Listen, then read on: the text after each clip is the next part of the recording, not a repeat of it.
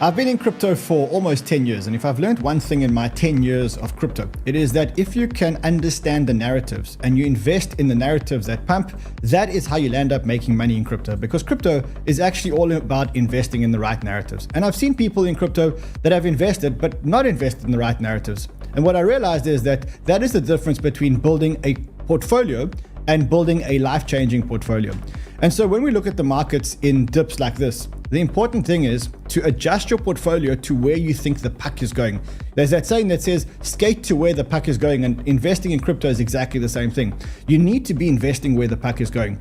And so today what I want to do is I want to look at my predictions for 2025, because if we can predict correctly what's going to happen in 2025 and we can place our bets today on those bets, then we can sit back in 2025 in the last part of the bull market and actually make a whole lot of money. Alternatively, if you don't have a plan, then essentially what you're doing is you're planning to fail, because you may place your bets on the wrong things. And then in the last part of the bull market, when everything goes absolutely parabolic, well, you won't be making that much money. So today it's all about predictions for 2025, making sure we have the right tokens in our portfolio for 2025, and making sure that we're set for the last part of the bull market. It's our last show of the year together, our last regular show of the year together. So let's make it a big one. Let's go guys.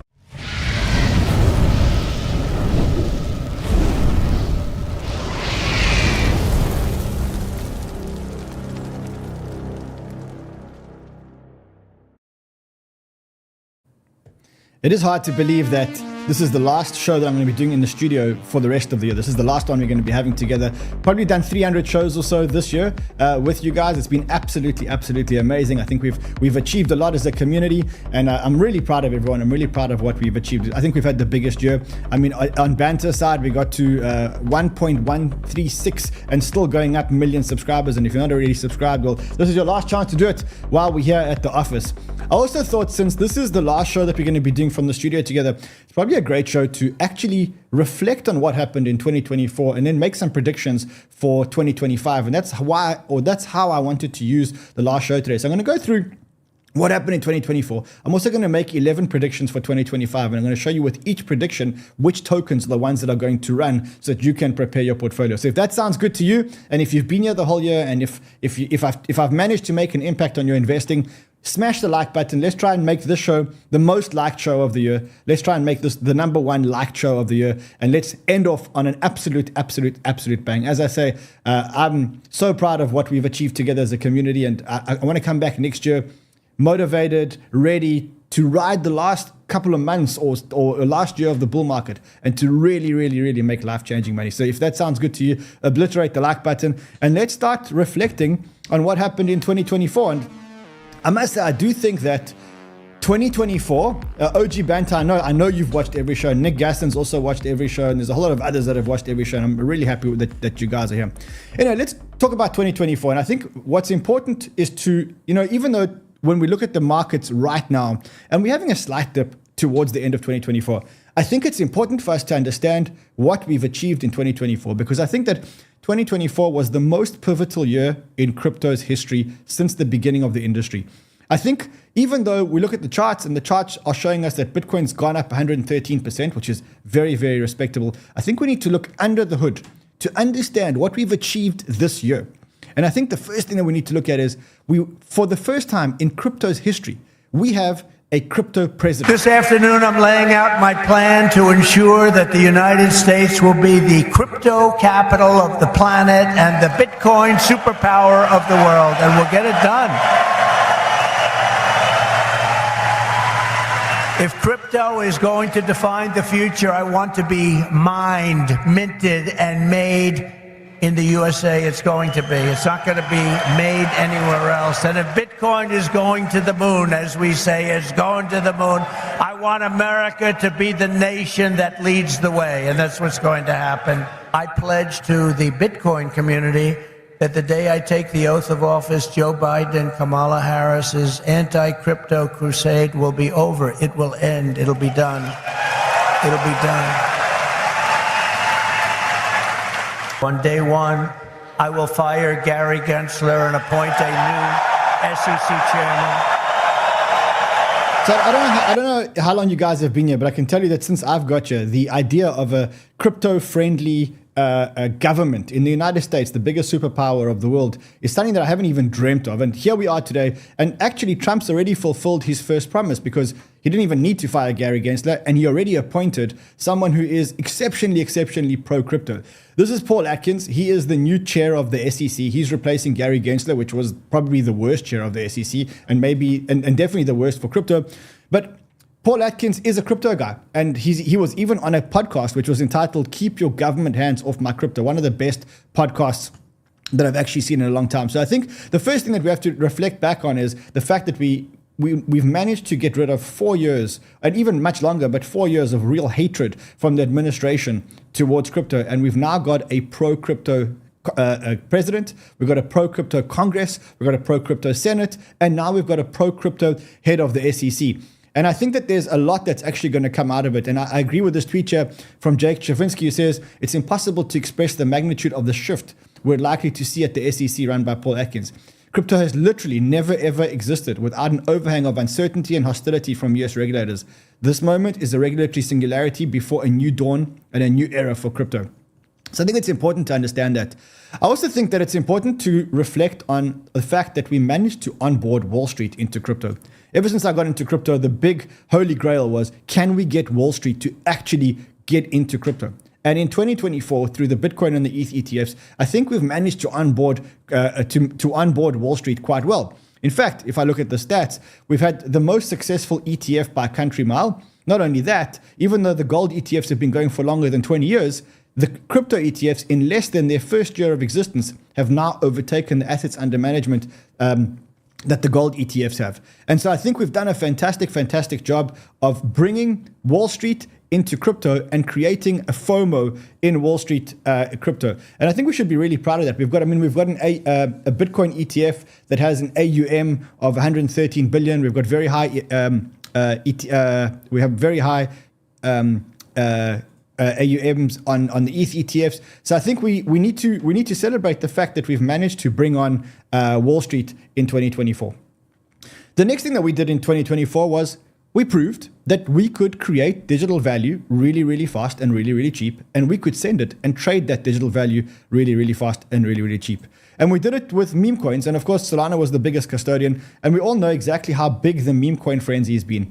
And even though you may say, well, meme coins aren't a serious thing and it's just memes, well, what we did prove, which was in doubt every other year, was that blockchains can be cheap and can be fast.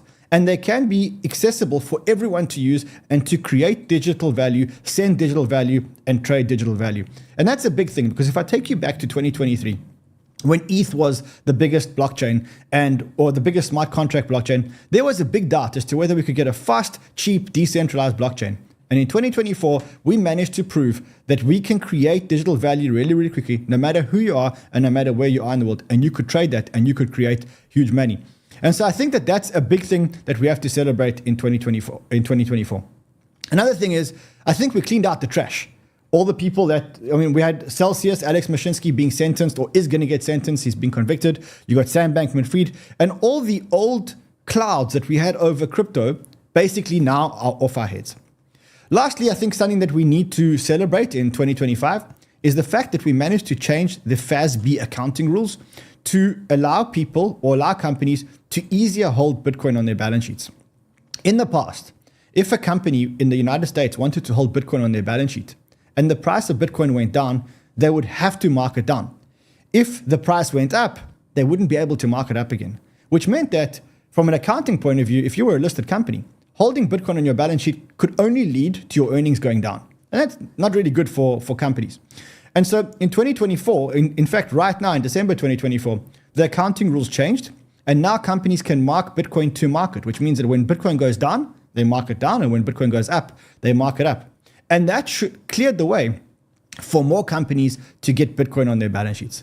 So yes, even though we're not even ending 2025, but we're towards the end of 2025, and we have a slight correction in the price of Bitcoin, well, I want to remind you of everything that we have achieved this year, because I think that sets the groundwork for everything that's about to happen in 2025. And I do think that 2025 is going to be the most monstrous year for Bitcoin, for crypto, and for anyone watching this channel. I think 2025 is going to be the best year we've ever had. I think it's going to be the spike of the bull market. I think we're going to get the alt season in 2025, and I think that we're all going to make amazing, life-changing money. But I want to give you guys 10, 11, 12 predictions that I think are really, really, really going to explode this year. And I also want you guys to place your bets accordingly, based on the predictions. Identify the actual tokens which are going to run and actually place your bets now so that you're not left holding the bag of tokens that aren't going to run. So without further ado, let's get into the predictions. The first prediction that I have is that we are actually going to get a Bitcoin strategic reserve. I do believe that Trump is going to sign all the documentation to put into effect a Bitcoin strategic reserve. And as you can see, we have already, the paperwork is already in place. And as David Bailey says, all it needs is a signature and America's strategic reserve is real. So I do believe that we're actually going to get a strategic reserve. That's my first prediction.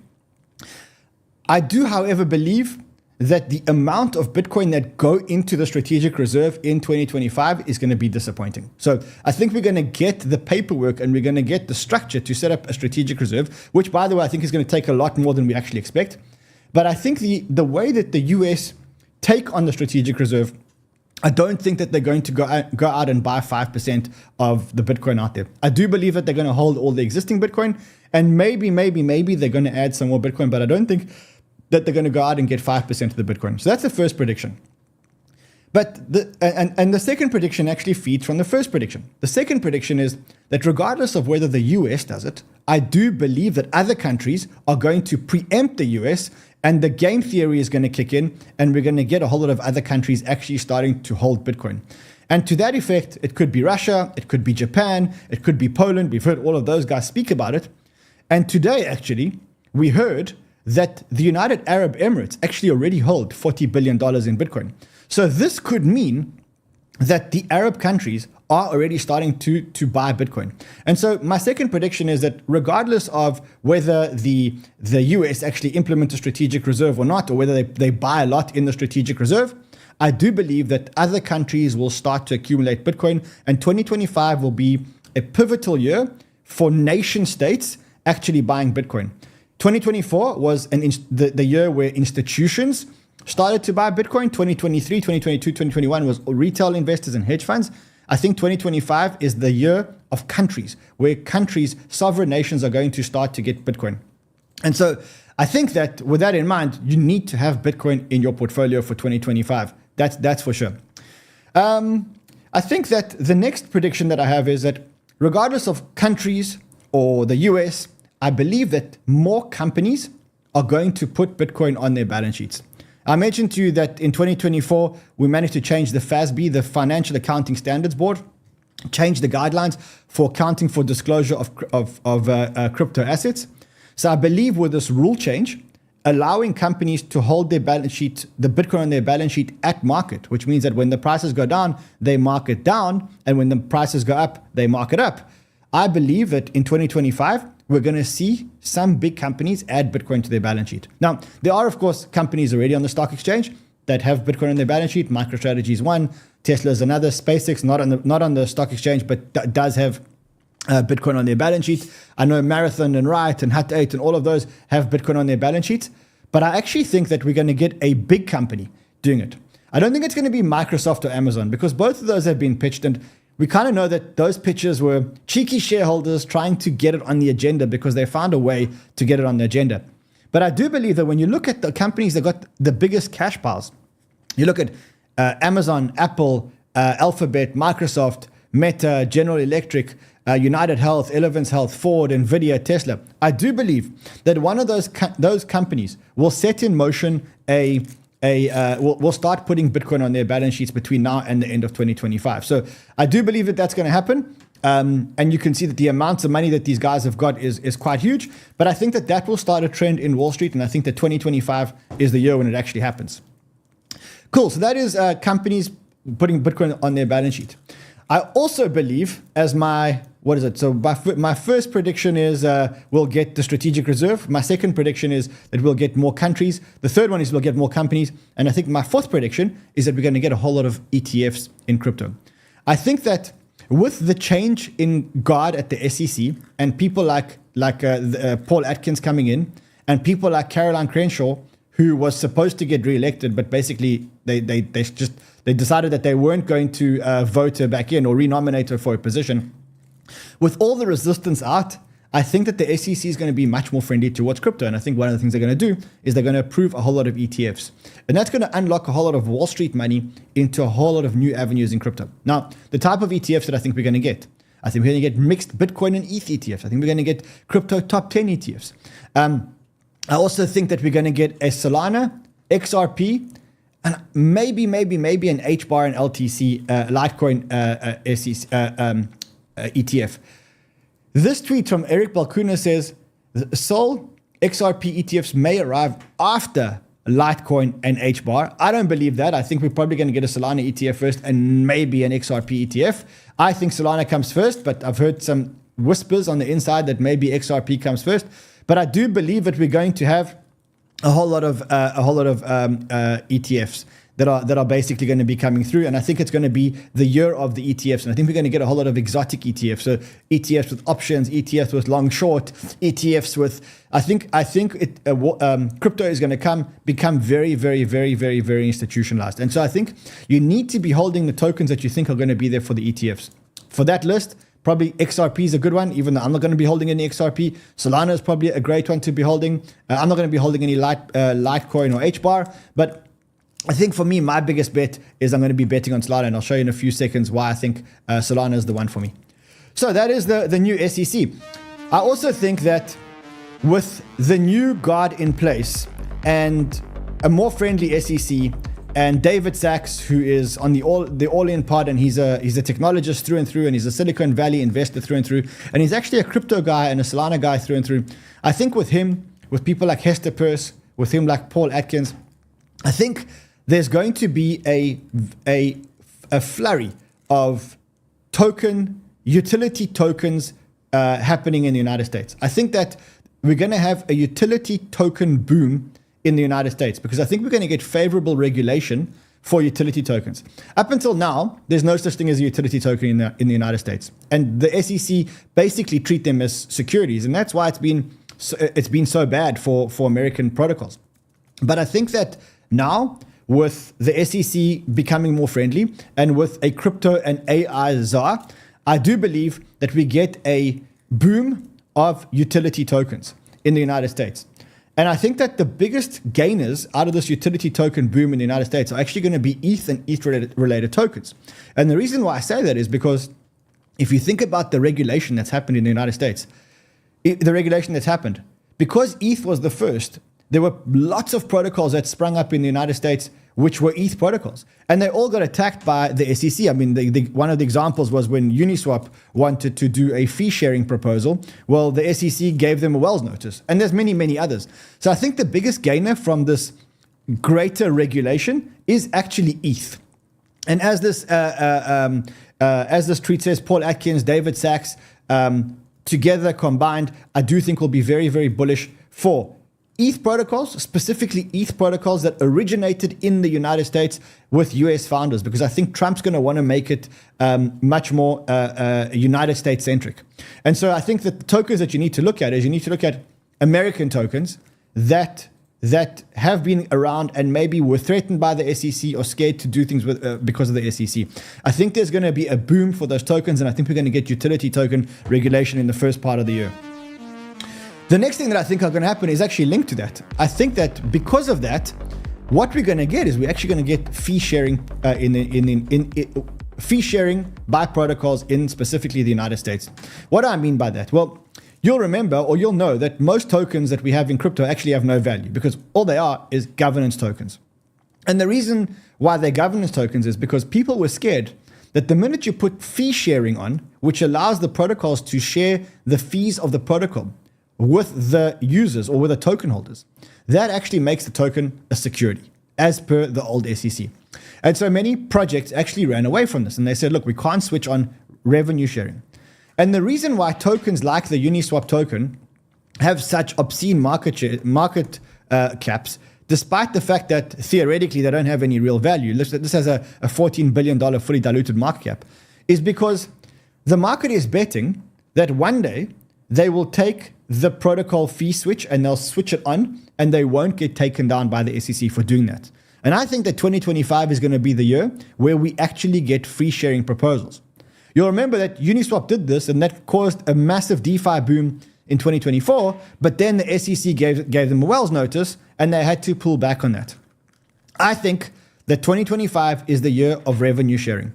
And when it comes to revenue sharing, you need to have a portfolio of DeFi products in your portfolio, and you need to make sure that those guys are profitable and don't have fee sharing that is switched on already. So tokens like Aave, tokens like Uniswap, tokens like Lido, tokens like 𝗙𝗘𝗧, all of those are making a lot of money. Look at the annualized revenue of, example, Athena, MakerDAO, Aave, Uniswap, $130 million in fees, which can now be paid to the token holders. And so what you're looking for is you're looking for the DeFi protocols that have high fees and haven't switched on fee sharing. And rest assured that 2025 is probably going to be the year where they start implementing revenue sharing. So here's a list for you guys. Athena, MakerDAO, Aerodrome, Aave, Uniswap, Radium, Lido, 𝗙𝗘𝗧, Layer Zero, Camino. Most of these are American. Most of them are American founders.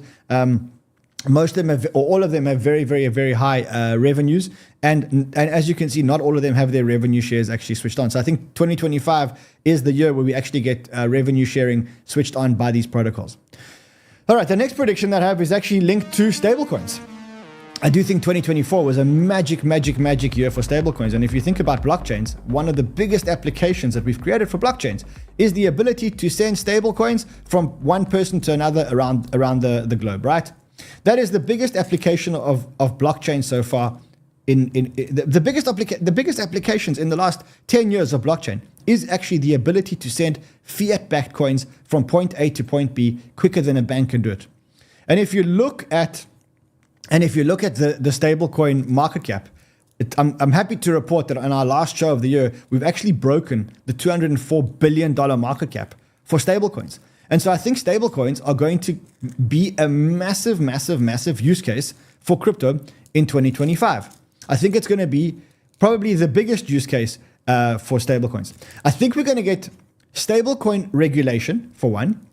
And I think that one of the big banks in America, like maybe JP Morgan or maybe Bank of America, will actually launch their own stablecoin. And that will start a new standard in transacting with US dollars. And I think that the USA and the Trump administration are actually going to start pushing stablecoins. And the reason why they're going to do that is because I think what they realize is that one of the weapons that they've got in their arsenal is actually the US dollar. And they should be doing everything that they can to make the US dollar the currency of the world. When we implement stablecoins, I think that most stablecoins are actually going to be US dollar denominated. And because that happens, that actually gives power to the US dollar. And so I think that if the US want to strengthen the US dollar, what they need to do is they need to allow for stablecoins so that everybody around the world can use US dollars for settlement. And so I think that 2025 is that year.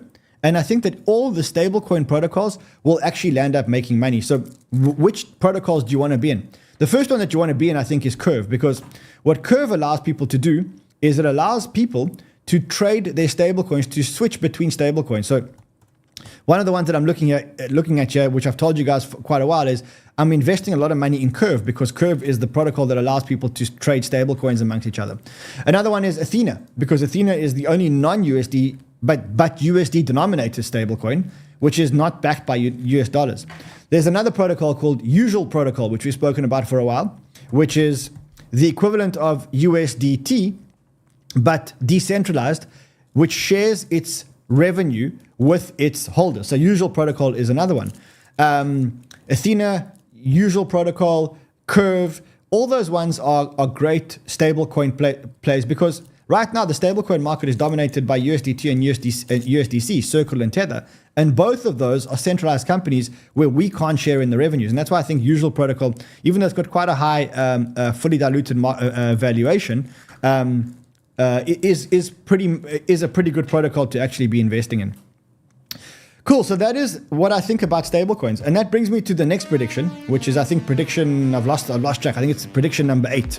So prediction number 8 is that when the stablecoin regulations come in, and when we get the stablecoin boom, because the Fed is dropping interest rates, there will be a DeFi frenzy in the United States. So when you take into account the fact that I think we're going to get a bank-issued stablecoin in the United States, and I think that this stablecoin is going to work on a blockchain, and then I think that US interest rates are actually going to start going down, I believe that will spur a massive, massive, massive DeFi run. Because people are going to go out and they're going to start looking for yield. And they're going to go to places like Aave. They're going to go to places like Morpho. They're going to go to all the yield generating DeFi applications, and they're going to want to invest in those protocols, and they're going to increase the TVL of those points. So my eighth prediction, I think it's 8, but we'll go through it in a couple of seconds. My eighth prediction is that we are going to get a massive, massive, massive DeFi run. And I think that the biggest custodians of the DeFi run are actually going to be Ethereum and the Ethereum-based DeFi application. So VanEck has a similar prediction. For them, it was prediction number 8. I think for us, it was also, it says DeFi will hit all-time highs with 4 trillion DEX volumes, $200 billion total value locked. Fueled by AI-related tokens, consumer-facing dApps. I think it's going to be much more fueled by institutions. So you want to have a bag of DeFi tokens, and you want to have a bag of specifically ETH DeFi tokens. All right, well, talking of ETH, that brings me to the next prediction. And the next prediction is that ETH will outperform SOL, and then SOL will outperform ETH, and eventually by the end of 2025, SOL will be the winner. So my prediction goes something like this. If I look at the ETH price, ETH hasn't had a very good run this year. It's actually only up 25% this year. You'll remember that Bitcoin's up over 100% this year. Solana's also up a lot. And if you look at ETH, the performance of SOL ETH hasn't really been very good. ETH has really suffered, even though now it's starting to bounce back. I think when I look at ETH, I know that Q1 for ETH is the best quarter. The average in Q1, 92%. And specifically, if you look at the year post the halving, which is this year over here, 518%, and 160%. So we know that Q1 in the post-halving year is the best year for ETH, right? And so I believe that ETH is going to outperform SOL in the beginning of the year. But I think that SOL's then going to stage the catch-up. And I think at the end of the year, if you look at the starting point of SOL today and the starting point of ETH today, I think eventually SOL has a good run. So what's the plays there? The plays there are to have a bag of a bag of ETH and ETH beta plays in your portfolio. Things like Lido, things like Eigenlayer, things like ENS, things like Curve. All these protocols, Aave, all these protocols that are ETH protocols, you need to have in your portfolio for at least the first half of the year. But remember, when people are buying them in the first half of the year, by which time you will be selling to them, we're going to be cashing out of those protocols and putting our money back into G2, back into Raydium, and back into the Solana protocols. I also say that because I think that if you look at Trump's activity on chain or World Liberty, you'll realize that most of the stuff that they actually bought is actually related to ETH in some shape or form. So Link, Aave, Athena, all somehow related to ETH. And so I think that you need to be in ETH for the first half of the year, and you need to be in Solana for the second half of the year. And we'll be guiding you all along the way. So that is our 9th prediction. All right, let's go into prediction number 10. Big one. It's about meme coins. And specifically, I think that when it comes to my 10th prediction, I think the meme coin super cycle, even though meme coins have had a big share of voice, or share of attention, I think the meme coin cycle actually gets replaced by the AI agent super cycle. And the reason why I say that is because, as I said in the beginning of the show, 2024 was an amazing year, and it taught us that we could create value, drive the price of the value up, and sell value very quickly. And that's why we played meme coins. But I think in the back of our minds, we all know that meme coins have no value. And I kind of feel like if I can choose between holding something with fundamentals and making money and holding something without fundamentals and making money, I would rather have the bag that has fundamentals. And so I think the meme coin super cycle actually gets replaced by the AI agent super cycle. It's already started to happen. You've seen the massive returns kind of shift from meme coins to things like AI16Z, AIXBT, Bully, Vader, and all these AI agents. But I think this is just the beginning. And I think that if you look at what's happening in the fintech world or the real world or the Web 2 world, what you can see is that the AI agentic web is projected to grow to 42 billion by 2030, right? Now, when I look at this and I look at the amount of effort that NVIDIA is putting into agents. Computer for you, cooking it up, ladies and gentlemen. Our brand new AI computer. Look at this. I think I might have cooked it a little bit too long. It shrunk, and it runs CUDA and cuDNN and TensorRT. You could create an agentic AI that reasons and plans. So you could use it for a robot. You could use it for a workstation. It's an incredible computer. What do you guys think?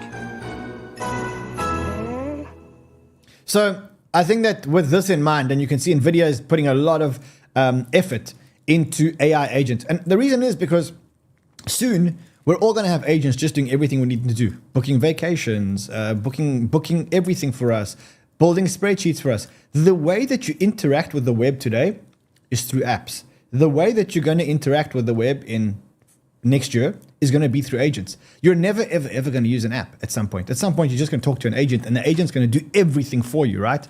Now, I think that we've just started to see that. And I think that the AI, the meme coin super cycle, which was fun while it lasted, I think it gets replaced by the AI agent super cycle. And to be honest, that makes me way more excited than trading pictures of a dog with a hat or of a frog or everything else. I mean, look, don't get me wrong. I love it, and I love the meme coin super cycle. And yeah, I'll still keep some memes in my portfolio. But truth is, I want to be exposed to this is what the apps of the future are. And I want to get into the apps of the future. And as Van Eck said, the apps will also need somewhere to create and put their money, right? And that's why they're also going to drive a DeFi super cycle. And so I think when you combine this, I think the most exciting thing that we're going to be, the most exciting thing that's going to happen in 2025, not only for crypto, but for the rest of the world, is going to be AI agents. And so you want to have AI agents in your portfolio. And what we're going to be doing is on our Sunday meme shows, we're actually going to be replacing them with AI agent shows every now and then. In fact, much more often than not, we're going to be having AI agent shows. That's one of the big things that we've got happening next year. All right, that brings me to another prediction. Prediction number 11. And prediction number 11 is that the bull market will end in 2025, believe it or not. So yes, I think the most exciting part of the bull market actually lies ahead of us. I think that we're going to go into the crazy old season when we look at total. Let's just look at total 3 because I think that's the best one. And when we go into the weekly, I do believe that we are about to get into this part of the bull market over here, which takes us from here to here, and it's going to be the most exciting part of the bull market. We're going to make a lot of money in this part of the bull market because we're going to trade it correctly, and we're going to get out near the top. But unfortunately, or fortunately, I think we're going to also end, the bull market's going to end. And the reason why I say that is because we kind of know that the bull markets in crypto always end at the end of the year after the halving. The peak was in December 2017 here. The peak was in November 2021 here. We are in a halving year, and we think that the market will peak sometime between April and November in 2025, and that will be the end of the bull market. But that's the bad news. The good news is that, well, there's two pieces of good news. By that time, we would have made a lot of money by then, and so we'll have a lot of money to spend in the bear market because we would have traded you out into cash or into Bitcoin at some point. And then the other bit of good news is that I don't think the bear market's going to be as brutal and as bad because I think that we're now much more accepted an institutional asset. And so the prediction is that sometime towards the end of the year, second half of the year, we're probably going to get the end of the bull market. But don't worry about that because we're going to make so much money before, and because the route to the bull market is going to be so amazing, or through the altcoin season is going to be so amazing that by that time, we're actually going to need a break. We're actually going to need a break. So that is prediction number 11. I got another prediction, my 12th one, and that is that next year, a lot of activity is going to move from centralized exchanges onto chain. Now, obviously, we've seen that happen over a long time, but I think that what we've noticed is we've seen that now users started to come in and they started to download Phantom, and Phantom became one of the most downloaded apps. And I think that users are starting to get a lot more comfortable on chain, and I think that the technology is getting a lot better. And so I think what's going to happen is a lot of users are going to come onto chain, and I think that there's going to be distribution wars. The war is not actually going to be about technology. It's going to be about distribution. And when it comes to distribution, I think there's going to be 3 horses in the race. I think the first horse that we're going to have in the race is, of course, Solana, because Solana had the meme coin super cycle, which you saw over here, which was fueled by Pump.fun. So I think Solana already has the most users in crypto by country mile. I think you can see that if you look at the Artemis stats, which I had somewhere here. Anyway, if you look at the stats, I think you'll realize that Solana is one of the leaders. The second one is going to be Base, and the third one is going to be Telegram or Ton. I think between the three of them, there's going to be a war or a race, not a war, because I think it's going to be a friendly race because more users onto blockchain or more users onto blockchain. But I think it's going to become a three-chain fight for the users. And I think Sui is going to be just behind them. But I think there's going to be a three-chain fight for the users. It's going to be Base, it's going to be Ton, and it's going to be Sol. And I think that's going to those guys spending a lot of money on blockchain and getting users onboarded is going to bring mass adoption. Is finally going to bring the masses onto blockchain. So those are my 12 predictions. And those are the tokens that I'd be buying. My first prediction, just to recap, is that we will get a Bitcoin reserve, a strategic Bitcoin reserve, but it won't be as big as we think it's going to be. My second one is, regardless of that, just the game theory alone is going to bring other countries onto chain. And if we get other countries onto chain, I think 2025 is the year of nation states adopting Bitcoin.